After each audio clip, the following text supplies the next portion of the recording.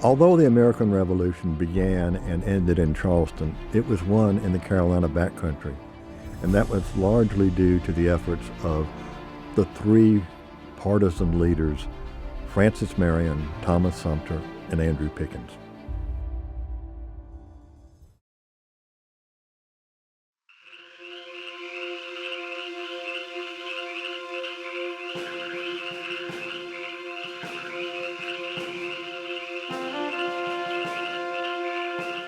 Oh, hey there. Welcome to this edition of History in a Nutshell, breaking down historical topics in straightforward, easy-to-understand ways. What are we doing out here in this swamp, I hear you say? South Carolina swamp served as the wartime abode for the swamp fox, Francis Marion. In this episode of History in a Nutshell, we are traveling back in time to Revolutionary War era South Carolina. It's the early 1780s, and the American colonies have been at war with England since 1775. While most engagements took place up in the north in the early years of the Revolution, the fighting shifted southward in 1780 when England kicked off the Southern Campaign. After the British captured Charleston in May 1780, they believed quelling rebellion in the South would be easy, and that the war would be over in time for tea. British commanders, however, sorely underestimated the amount of resistance they would face here in the South. Three legendary South Carolina partisan leaders would rise up and cause major headaches for Britain's efforts to reestablish order in the South. The guerrilla-style hit-and-run tactics all three men learned from earlier conflicts with Native Americans proved effective against the European style of fighting at that time. Join me on this journey as we delve into the lives and legacies of these three South Carolina heroes, Andrew Pickens, Thomas Sumter, and of course, Francis Marion. South Carolina's upcountry was the home of Andrew Pickens. Pickens was known for his reserved, quiet demeanor and rarely ever smiled.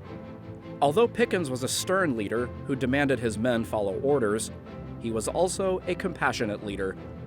Born in Paxtang, Pennsylvania in September 1739, he moved with his family to the Waxhaws region of South Carolina when he was 13. Pickens spent much of his childhood learning the ways of Native Americans, namely Catawba, Cherokee, and Waxhaw. Pickens' father, Andrew Sr., was a community mediator, helping settle arguments and enjoyed listening to court cases. His father's fairness taught Andrew respect for the law. As more settlers arrived in South Carolina's upcountry, land and resources started becoming scarce for Native Americans. Pickens understood the concerns Native American leaders had, and his sense of justice made him question what was happening. When Pickens was a teenager, relations between Native Americans and settlers became strained. Some Cherokee remained friendly, while others attacked white settlements. Duty called Andrew to serve in the Anglo-Cherokee War, becoming captain of volunteers in the Waxhaws area. The Anglo-Cherokee War was part of the larger French and Indian War. Even though whites and Native Americans broke promises and behaved cruelly, Andrew found it difficult to fight against Indians he had known since he was a young man. He once remarked, "It was there I learned how cruel war is." Despite the British winning the French and Indian War, English settlers still feared Indian uprisings. Pickens moved to Abbeville in 1764, and during this time, relations with native people remained relatively peaceful, but relations between the American colonies and England completely fell apart. Enter the American Revolution. Around 3,000 disgruntled Cherokee joined the British against the Patriots. Pickens was called to action once again, and he raised several companies of militiamen to fight. It's important to note that the Revolutionary War was just as much a civil war as well as a war for independence. Not every colonist wished to break ties with England.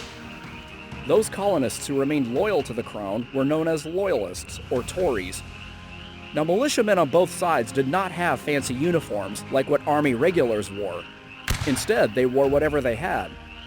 How did they tell themselves apart on the battlefield? Loyalist militia wore green sprigs in their caps, whereas Patriot rebels wore white scraps of paper in their hats to identify themselves. On August 12, 1776, Captain Pickens led a small band of scouts through a cornfield in Tallahassee, South Carolina, when they were ambushed by a much larger Cherokee force. Pickens had his men form 2 rings in the middle of the field and took turns firing. The ambush eventually turned into hand-to-hand fighting, but Pickens and his men were able to hold out long enough for reinforcements to arrive. The Native Americans lost 65 out of their 185-man group. Pickens lost 11 out of his 25 men. This battle became known as the Ring Fight. News of Pickens' courage during battle made its way to Cherokee leaders, and Pickens earned their respect. They gave him the name Skyagünsta, meaning Great Warrior, or Wizard Owl. Despite Pickens' family being harassed by Tories throughout the war, the Cherokee believed he had some mysterious power and refused to go onto his property. The war in South Carolina ramped up in May 1780 when the British captured Charleston. Pickens and 300 of his militiamen were captured by the British and given an ultimatum: be imprisoned or sign a parole agreement to never again pick up arms against England.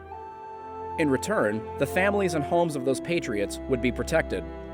Anyone who broke their parole agreements would face execution. At first, Pickens refused to sign the parole and was jailed. Get this. While in prison, the British actually tried to get Pickens to accept a command position in the British Army. Pickens, of course, refused, but since he was worried about his family, he saw no other way out of prison and eventually signed the parole. This parole agreement did not last. Later that year, Tories burned down his home and harassed his family.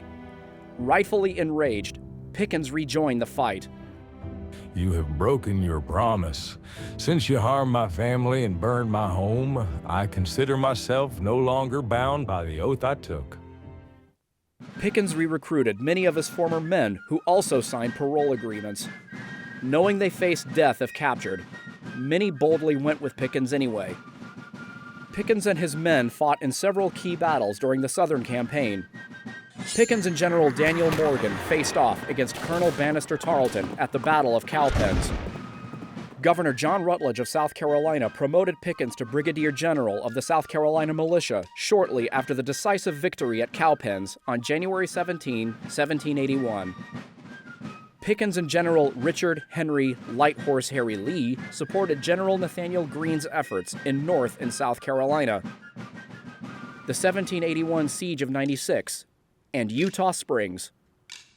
At Eutaw Springs, the Patriots achieved their goal of keeping the British occupied in the South to prevent them from heading north to join General Cornwallis in his fight against George Washington. The remaining British forces retreated to Charlestown. Despite Cornwallis surrendering at Yorktown, Virginia in October 1781, fighting in South Carolina continued on for more than a year. The British held Charleston, and Tories and Cherokee continued to make trouble in South Carolina's backcountry. Pickens and his other colleagues, Francis Marion and Thomas Sumter, remained steadfast in their fight against the British. Victory came at last in December 1782 when the British left Charleston and sailed back to England. Thomas Sumter was a somewhat controversial leader during the Revolutionary War.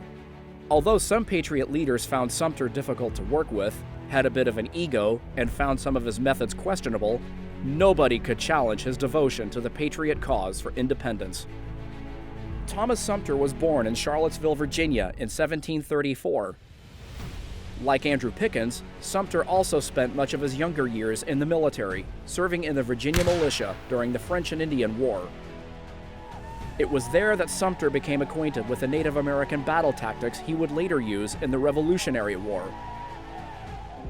In 1762, Sumter was selected to accompany the Cherokee leader Ostenaco to London, who had an audience with King George III. Upon returning to Virginia, Sumter was arrested and imprisoned for indebtedness. Sumter got out from prison and fled to Orangeburg, South Carolina in 1764, where he opened up a country store. He became a successful businessman and eventually a wealthy plantation owner. When the Revolutionary War broke out, Sumter was once again called to serve. Sumter participated in some of South Carolina's early battles, such as the Snow Campaign, the Battle of Sullivan's Island, the Cherokee Campaign, and some engagements in Georgia. Sumter was a man of action, but since there was not a whole lot of fighting going on in the South at this period in the war, Sumter grew disgruntled and retired back to his plantation on the Santee River. Everything changed for Sumter after the fall of Charleston in 1780. British Colonel Banastre Tarleton quickly gained notoriety in South Carolina with the massacre at Waxhaws. Tarleton's patrols and roving bands of Tories terrorized civilians and burned down the homes of Patriot rebels. Sumter's own home was not spared from these raids. I'm starting to sense a pattern here, aren't you? The idea of guerrilla warfare against the British excited Sumter and the militiamen he recruited from North and South Carolina. Sumter was appointed Brigadier General of the South Carolina Militia by Governor John Rutledge on October 6, 1780. News of his tenacity in battle spread throughout South Carolina, encouraging more patriots to join the fight against the British. This is how he earned the nickname, the Fighting Gamecock. Tarleton himself even remarked that Sumter fought like a gamecock, and General Cornwallis stated that Sumter was one of his great plagues. The British were not the only ones suffering headaches at Sumter's expense, though.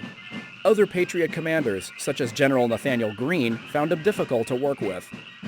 Sumter marched to the beat of his own drum. He liked doing things his own way, and did not like taking orders from others. Problems aside, Sumter was a competent leader loved by those who served under him. Sumter commanded South Carolina militia in many battles and skirmishes, including Hanging Rock, Fishing Creek, Fish Dam Ford, and Blackstock's Plantation. Although Sumter himself was wounded at Blackstock's Plantation, he managed to deal Banastre Tarleton's Legion its first major defeat. Not even fully healed yet, he returned to the field in February 1781, leading further battles, Fort Granby and Orangeburg. Unlike his colleagues, Andrew Pickens and Francis Marion, Sumter would not be there to see the British depart from Charleston in December 1782. Several factors contributed to Sumter's early departure from the war.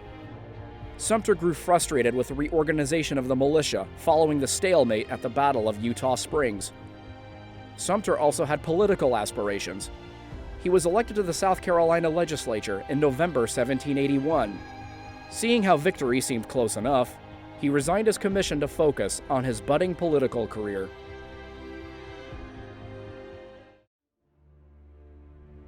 South Carolina's Low Country was the stomping grounds of Francis Marion. Although he was short with malformed legs and not considered very handsome, he earned his place in South Carolina history.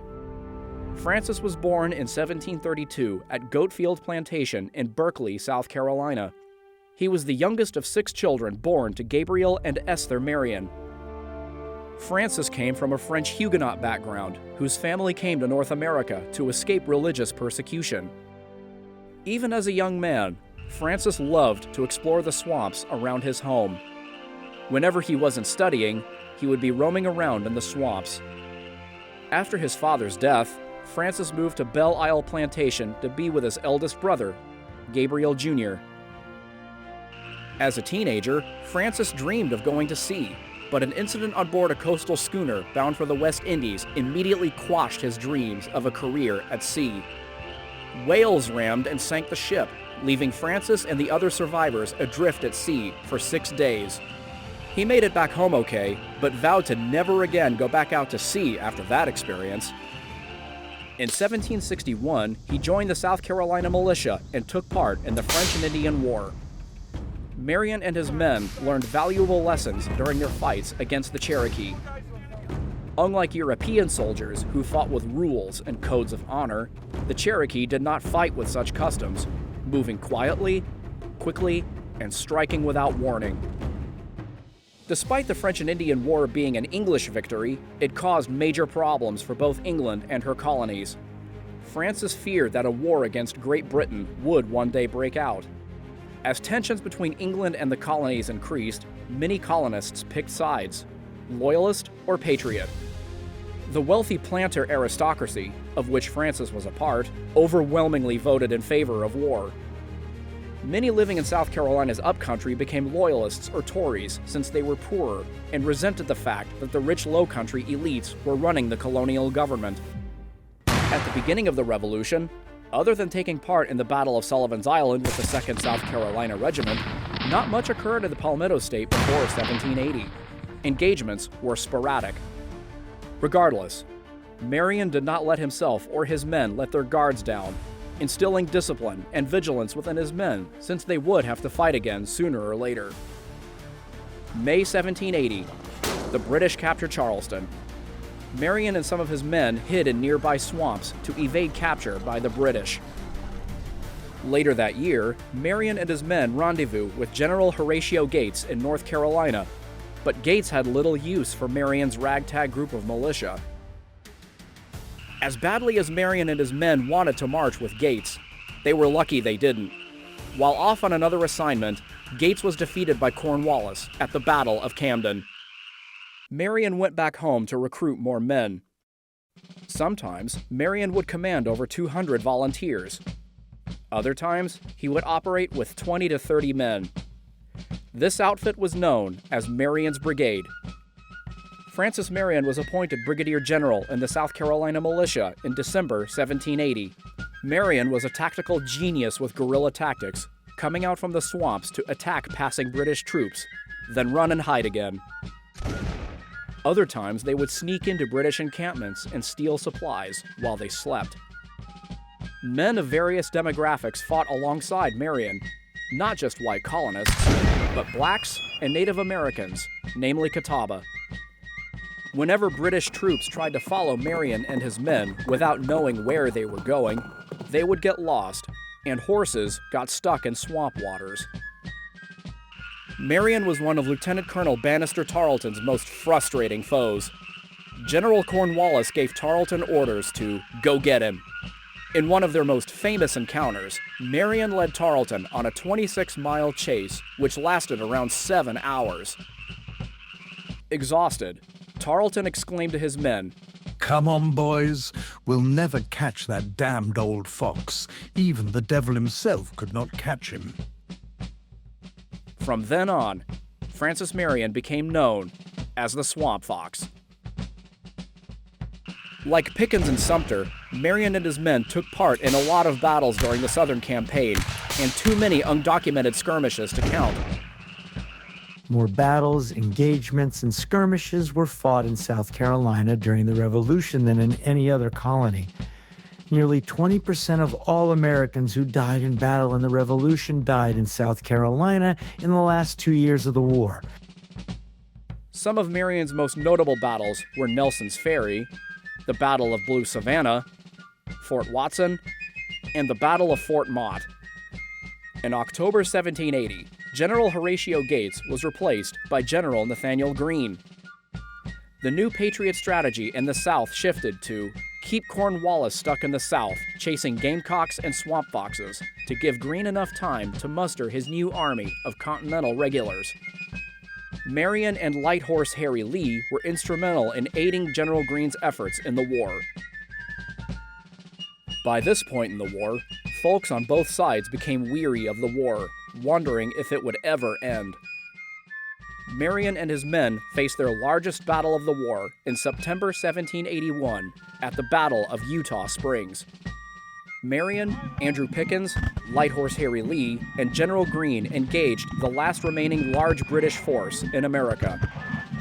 Eutaw Springs was one of the hardest and bloodiest battles in the Revolution. Both sides claimed victory, but it was more of a stalemate. Still, the Patriots achieved their goal of keeping Cornwallis stuck in the South. General Cornwallis surrenders at Yorktown just over a month later, and fighting continues in South Carolina until December 1782, when the British finally depart Charlestown for good.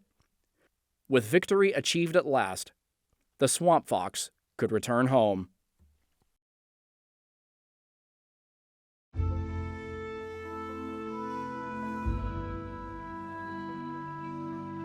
The Revolutionary War lasted over 6 long years. Of the 137 battles fought in South Carolina, 103 were fought by South Carolinians alone. The victory in the Revolution was in no small part due to the contributions of Marion, Sumter, and Pickens. What happened to all three after the war? They began new lives for themselves.